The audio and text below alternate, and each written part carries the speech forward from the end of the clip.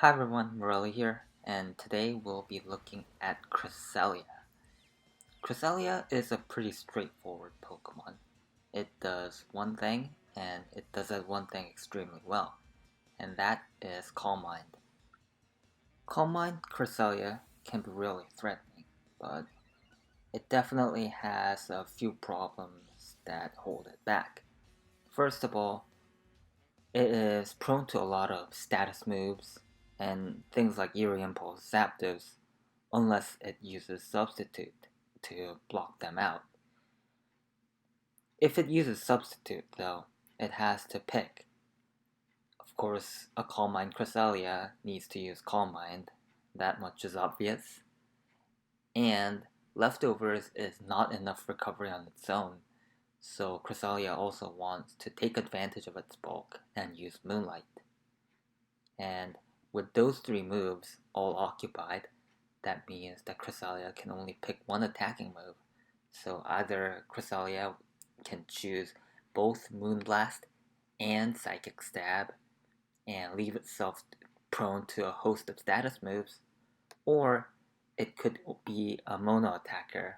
A mono Psychic move will be very weak to Dark types, while mono Moonblast, not walled by Darks, will have other problems because Moonblast is a pretty low base power move. It does have pretty good neutral coverage though, but so if it does end up getting multiple boosts, which it can against very common meta threats actually, teams that have things like Porygon 2, Zapdos, Urshifu, especially if Water Urshifu, these teams will have minimal ways for them to stop Cresselia from going for a lot of Calm Minds and eventually overwhelming them. So if Cresselia, if you see it on the team preview, there are not too many options available to it. It is quite the predictable Pokemon. So what does Cresselia need to do in order to succeed? Usually it needs partners, because Cresselia alone is not going to win against the team unless it is very unprepared for it. And just hoping that your opponent isn't prepared for Cresselia alone is not necessarily the most consistent strategy after all. And even if those teams are very common, which it is, you still want to prepare for the worst case scenario. There could be Tyranitar or Heatran or a bunch of other checks to Cresselia, and you want to be prepared for as much of it as possible, because otherwise you're going to have to rely on your plan B far more often than you would like. So, how do you support Cresselia? One answer is Toxapex's Toxic Spikes. Once the hazard is set on the field, it means that Dark Urshifu or even things like Tyranitar are going to continuously take check damage, and will eventually be worn down because Urshifu, Tyranitar usually don't have recovery moves.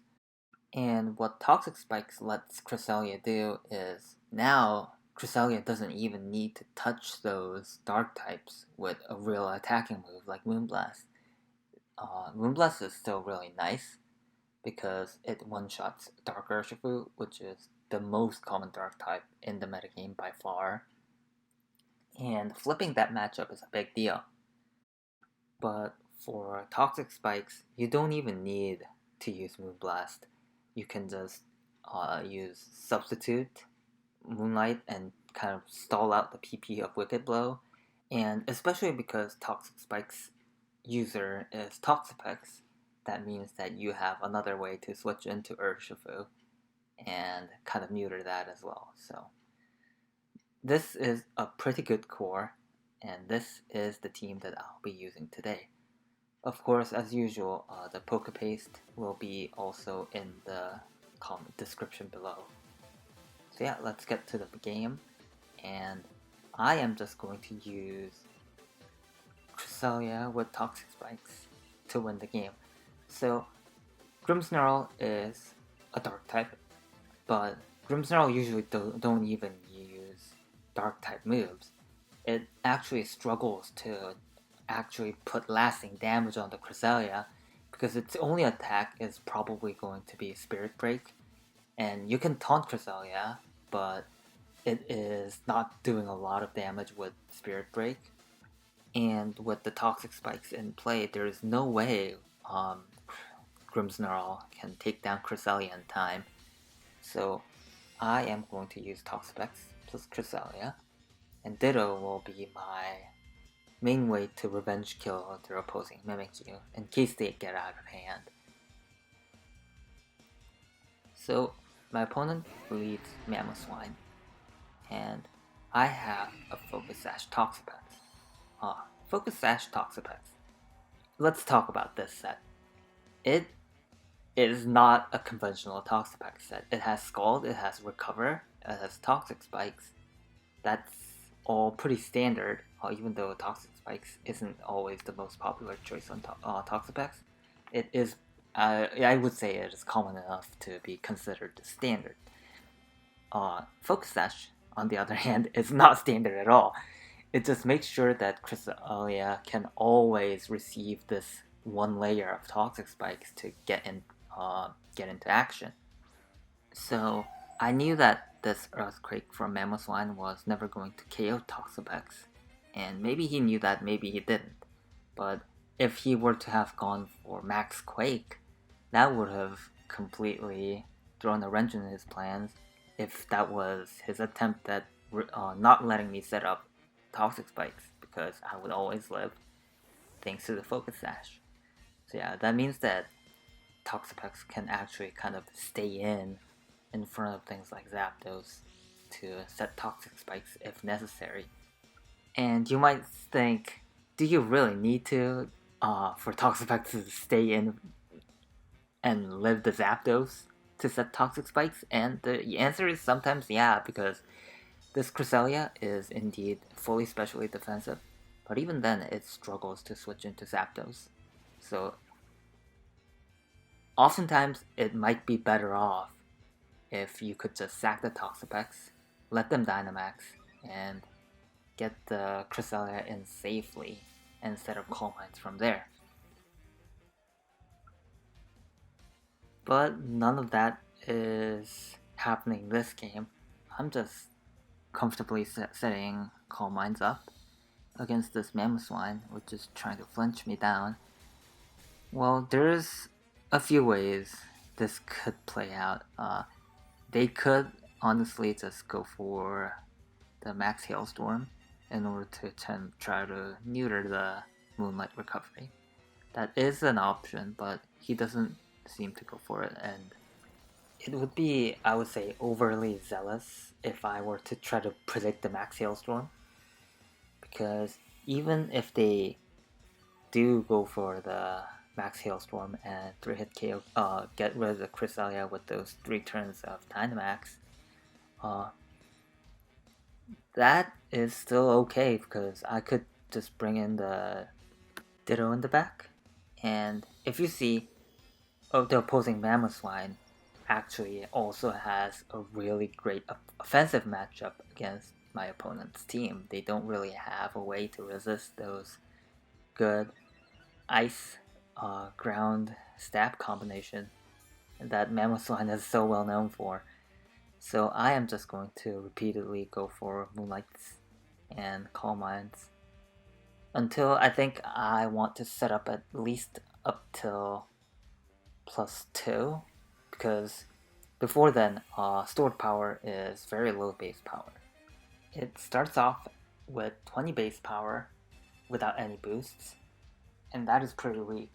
But after one Calm Mind, it becomes 60 base power. But that is equivalent to just going for a 90 base power Psychic, so that is pretty weak. But if I get the +2, and that means that I'll be able to go for a +2 base 100 base power move, and now we're talking, because that is pretty good damage. And actually, I'm kind of surprised how well that Mamoswine took that. Actually, I am going to recover one more time, and that is still going to be a clean 2-hit KO though, so with the stored power. So it doesn't end up really hurting me that this Mamoswine is very bulky. um, I definitely underestimated Mamoswine's special bulk there. It doesn't have a great special defense stat either. I'm actually just checking that I actually have 2 Calm Minds, making sure I didn't miss me getting flinched down or anything silly like that, you know.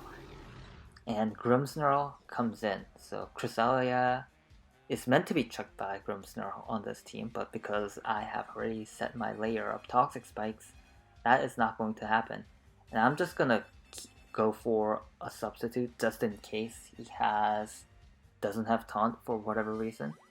And even if he goes for the taunt, this essentially burns a turn, which is fine because me going for stored power was not gonna do anything.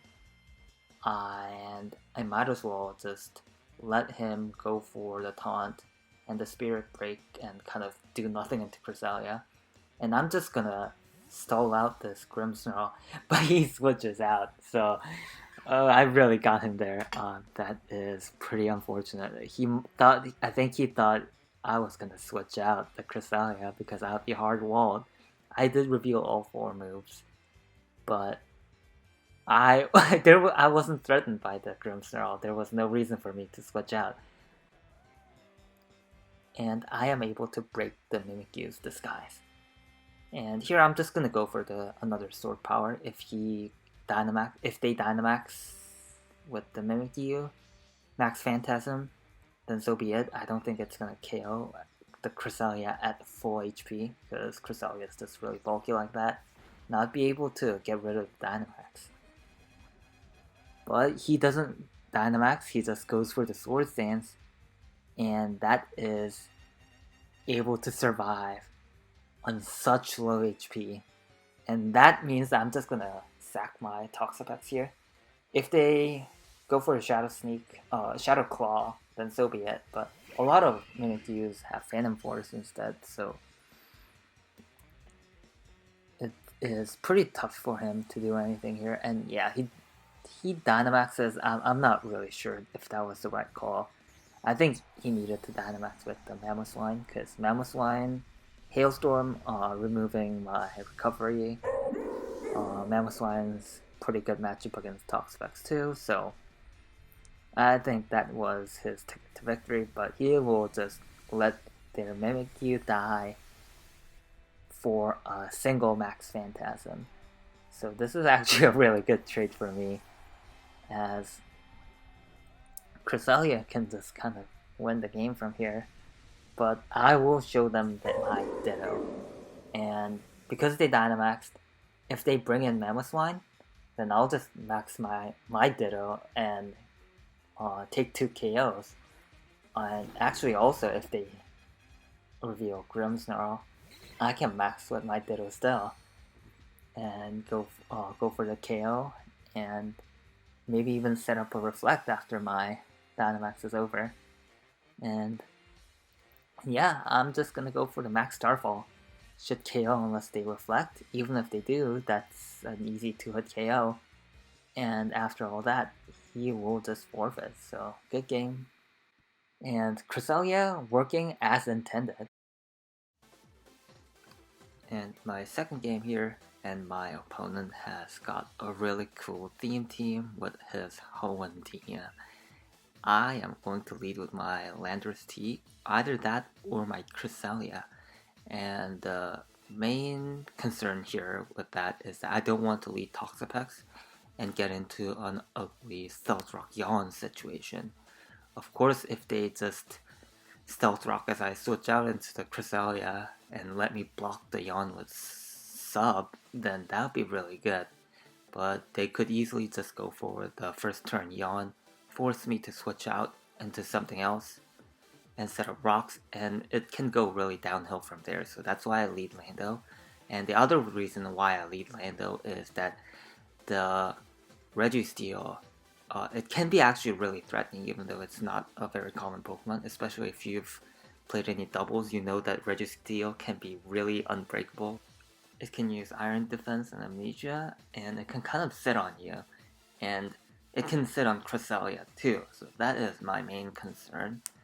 And the goal with leading Lando is that hopefully I can take a kill, so even though if I were to get deadlocked by the Registeel, I would still be able to win the game on timer by having one more Pokemon than my opponent. And let's see what he leads with. He leads with the Swampert, and that is a good sight to see. I have the Lumberry, which let me set up a Swords Dance in front of Yawn, and just use max moves, and as I planned, I'd be able to get a KO like that early. Unfortunately, if he were to have Ice Beam or anything like that, that would be really bad. And they do have a really unorthodox team, so that is not out of the question. But seems like they don't have it, fortunately. And they will just go out into the Salamence and intimidate. That means that Salamence is probably going to be faster. It is at 100 base speed, so if they were to be timid or jolly, I'm guessing timid because usually a lot of physical Salamence tend to run Moxie instead. And here I do go for the Dynamax first. So either they didn't Dynamax, or that they Dynamax and they're slower. If they didn't Dynamax, there's no way they can one-shot the Lando here. I'll be able to just get a free Airstream off and I'll get a KO. And if they don't, I'd be able to, and they do end up Dynamaxing. So I'm not sure if it's optimal that they Dynamax here, especially if they know they're modest. They know they're gonna be slower than the Jolly Lando. But hopefully I'll be able to take any move that comes at me. If they are special, they do have the ability to have Max Geyser with the Hydro Pump, but Lando's really bulky. I have no doubt in my Lando being able to take this.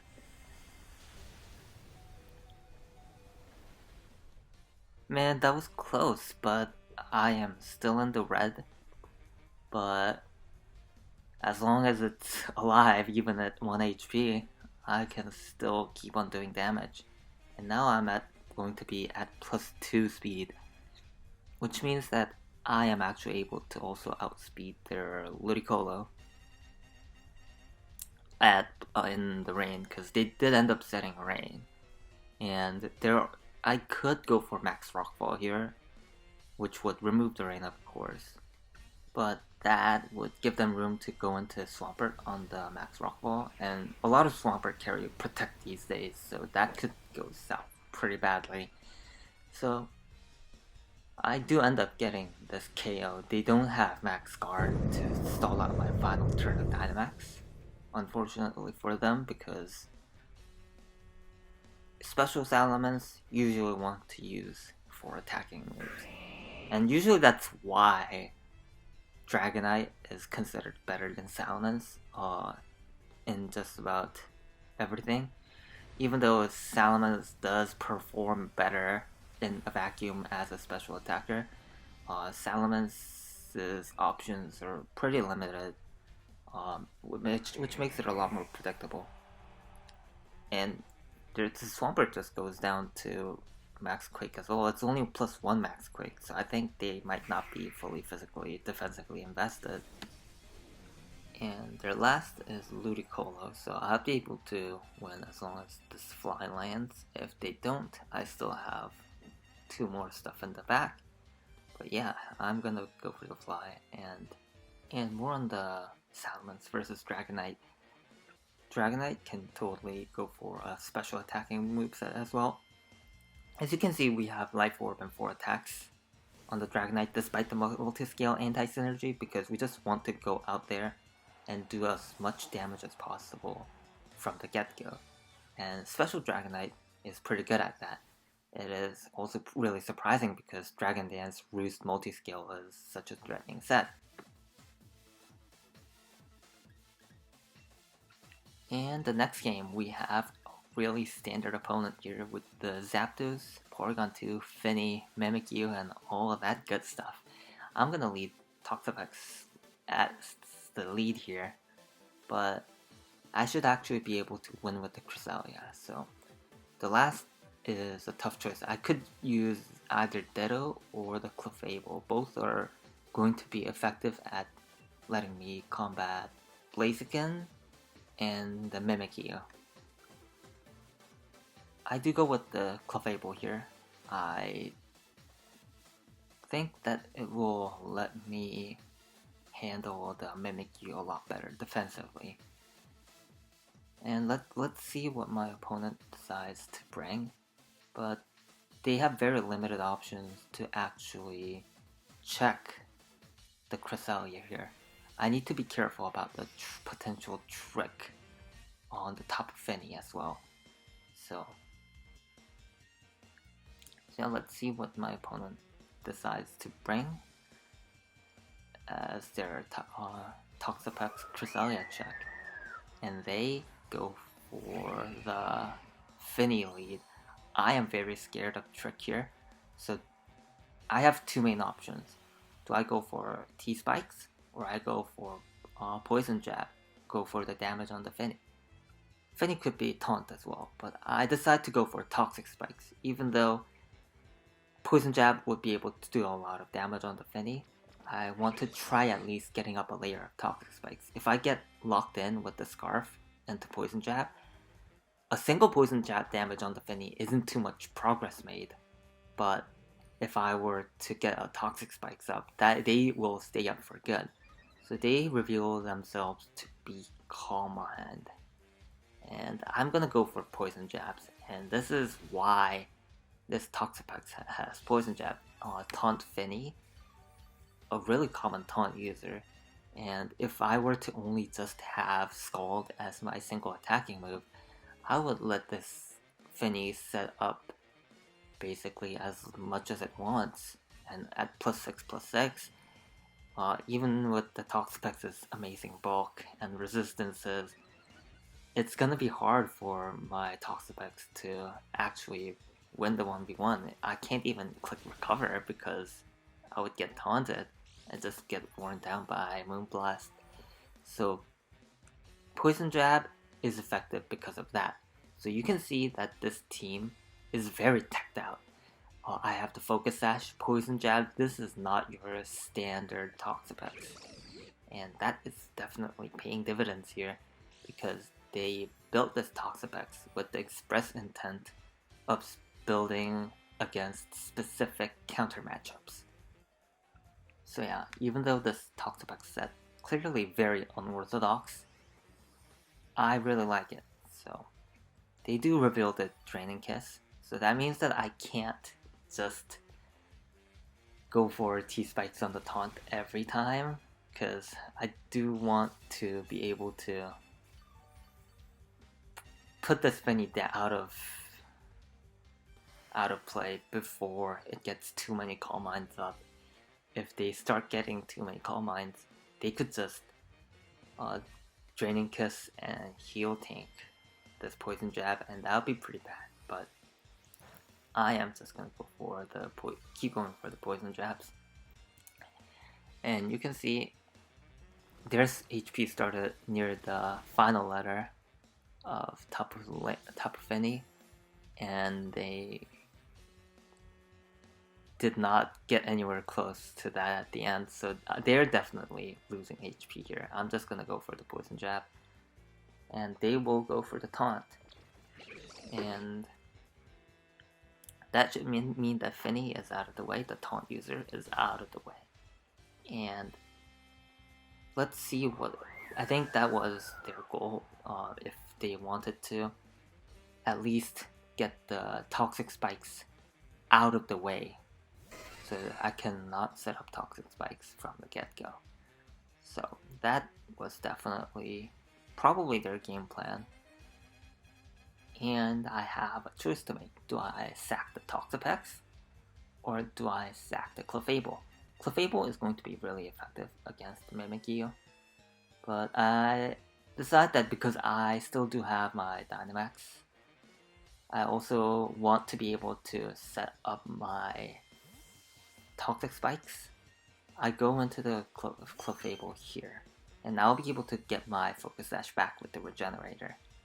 Of course, I could also have gone into my specially defensive Cresselia. Should be able to easily live the Thunderbolt, live 2 Thunderbolts.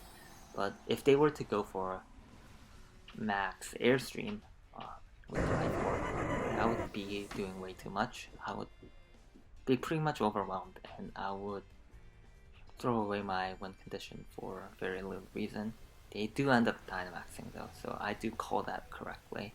If they were to have just Thunderbolted, they would also be able to get this 2-hit KO, but that means that Cresselia would be able to at least come out on top in the 1v1 as opposed to have to switch in and take a ton. So Clefable living there is pretty big, because that means that I am able to actually stall out another turn of Dynamax, which is pretty good. And I could just go into Cresselia here and go for easy Moonlight and neuter most of the Airstream damage, but I decided, hey, why not? I'm just gonna go into Toxapex and set up the layer of Toxic Spikes to see it, just kind of show you guys how effective the Focus Sash on the Toxapex is. And they go for the max Airstream, so they don't go for the max Lightning, because this is actually a pretty smart play. They figured that because I showed Toxapex, they thought I was gonna just pivot out into the Landorus and waste their final turn of Dynamax. So they didn't want that to happen. They know max Airstream is still gonna do a ton, so that's why they go for the max Airstream. Pretty smart play. They are just gonna finish off this Toxapex. I go for the Poison Jab just in case if they try anything silly. And they go for the Rising Voltage, so this is a very dedicated Dynamax Life Orb Zapdos. But with the Dynamax out of the way, Cresselia should be easily able to Calm Mind up unless it gets Discharge Parrot, Hurricane Confused, and a lot of bad luck happening. Zapdos is so good, because even though if it can be countered, you have a lot of ways to kind of bullshit yourself way out of that, even though you can also miss a lot of Hurricanes. So I am able to get one initial Calm Mind off. That is pretty good sight to see, because that would let me block myself off from status effects with the Unbreakable Substitute. But fortunately for him, they are able to get the Confusion on the first try. So that's why I go for the Moonlight. I don't want to hit myself in Confusion, and want to essentially wait out the Confusion turns before I do anything here. And they missed 2 Hurricanes, so I guess RNG gives, RNG takes away. I am now able to put up a +1 special defense substitute, and this is not gonna go down to a Life Orb Hurricane unless that was a min roll max roll situation. And even if it's that after this second Calm Mind, there's no way they are breaking through this. So they missed that one as well, so pretty unfortunate for my opponent, but that would just mean that I will be forced to go for more strings of Calm Mind Moonlights, which isn't really that bad for me or anything like that. And here I'll just go for a single stored power instead of trying to get greedy. I want to at least gauge how much damage this does. If that KOs with the +2, then that's fine. Yeah, my opponent misses yet again, which is quite unfortunate. And let's see how much stored power does. That just takes out the Zapdos. So, guessing that is very uninvested Zapdos. And even if it's Mimikyu last, they should not be able to win against this Cresselia, because I still have my Dynamax as well. and they have a Mamoswine last, so not even Mimikyu last. I should be able to just go for a stored power and win. I can't even get fissured. I don't see a way out for my opponent, and understandably, they forfeit. So yeah, good game. Cresselia coming out on top 1v2, really strong. Finally, let's see our last battle of the day. We have a Rillaboom, Zapdos, Finny, Mimikyu, another very standard team. And let's see. This isn't an easy game to pick my 3 here, because Scizor is one of the rare Pokemon that can actually beat Cresselia and also not get affected by Toxic Spikes. So I'm just gonna lead with the Dragonite here. Hopefully I can do as much damage on the opponent to get as many stuff out of the way as possible. Cresselia still beats a lot of the non-Scizor Pokemon, so... and Toxapex should be able to handle Scizor 1v1. But I do think maybe I should have brought the Clefable. Clefable does actually beat Scizor 1v1 without the Dynamax in play, because Blood Punch is... I think Blood Punch isn't strong enough to get the 2-hit KO. So, and I'd be able to ignore the Swords Dance boosts. So, I think it might depend on the items and all that though. So, they do lead Finny versus Dragonite. I could just go for the max Airstream. I should be able to live at anything they go for. But on the flip side, I could also just go out into Toxapex. So I do think that is going to be my play here. And let's see what move they go for. They go for the Ice Beam. Ice Beam is usually suggestive that they are a type of offensive Finny, like for example Scarf Finny. So that's why I just go for the early Toxic Spikes here. I want to be able to get this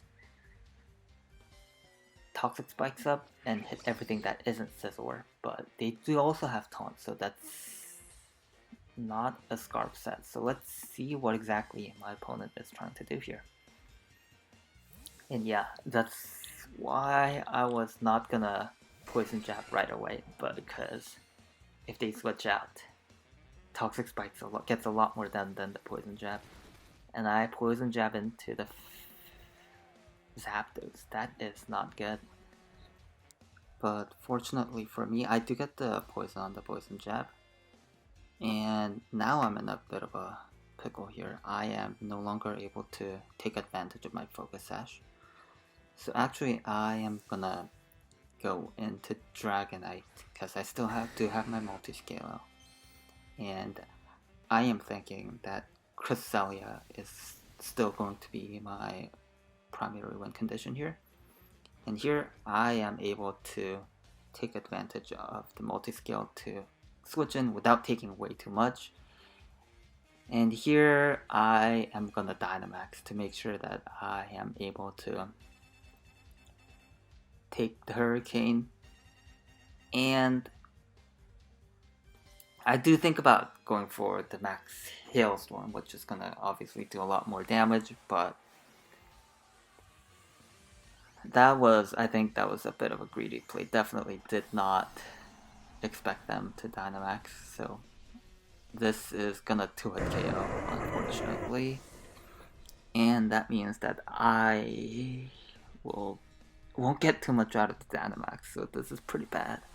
I still need to keep my Toxapex alive for the potential Scizor in the back, though we have not revealed that yet.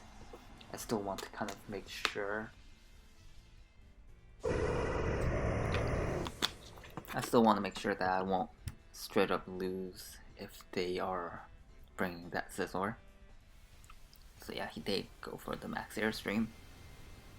And yeah, that would have definitely killed without me Dynamaxing. And I would have also definitely killed with max Hailstorm, but yeah, as you can see, even the resisted Airstream puts him into the red. So And actually, with all the life orb and the poison damage, the good thing is it seems like they are also gonna lose out on the Zapdos as well.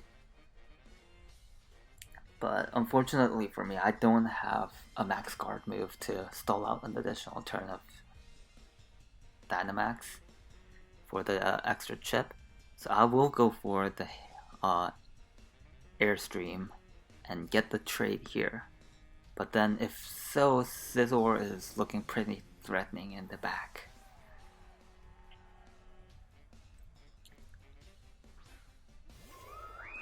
And they go for the switch. Yeah, I will take this. They expected the max guard, but I mean, I don't have a max guard move option, but they were trying to play around that, and I will definitely take this to the bank as I just get a clean one-hit KO on this Tapu Fini. I do get a crit, but actually I don't think it really matters. I mean, if it's defensive, it's not going down to a single Airstream. But I don't think I don't think it matters, as in, yeah, as it brings out the Scizor, I would have been able to stall out an extra turn of Misty Terrain, which would have worked better in my favor.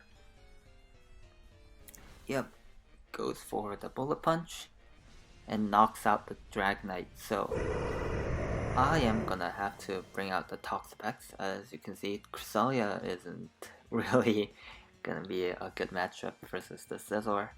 And hopefully I can get some Scald Burns on it, though I need to wait out the Misty Terrain for that to happen. The best move here is just go for the Scald. Scald's at least still gonna do some decent chip damage. But he reveals to be Sword Stance as well, so that is really bad. Sword Stance... the good news is Scizor doesn't get Roost in Battle Stadium. But if they were to go for like 2 Sword Stances and they have dual Wing Beat, that should be a 2-hit KO on me. So I want to go for one more Scald here. Seems like I need 5 Scalds to KO this. So this is the last turn of Misty Terrain, as I can check. And because I was fearing dual Wing Beat, I go for the Recover and actually try to earn myself a Scald Burn chance. So this is why I think instead of the Toxapex, I might have been better off with bringing Clefable, because I would actually be able to KO the Scizor before it gets out of hand. But he reveals not to have dual Wing Beat, so I am basically pretty much saved here. I will be able to take another Bullet Punch, as you can see, and I will go for the Recover here. Hopefully, he doesn't have any other move like a dual Wing Beat. He goes for the U-turn though, which is a pretty curious play, and he misses out on the KO, and that is really bad, because now he will have to set up Sword Stances all over again against the Scalding Toxapex. And yeah, Zapdos comes out, but they will die to the poison. So Poison Jab with the 30% poison rate definitely coming in clutch here.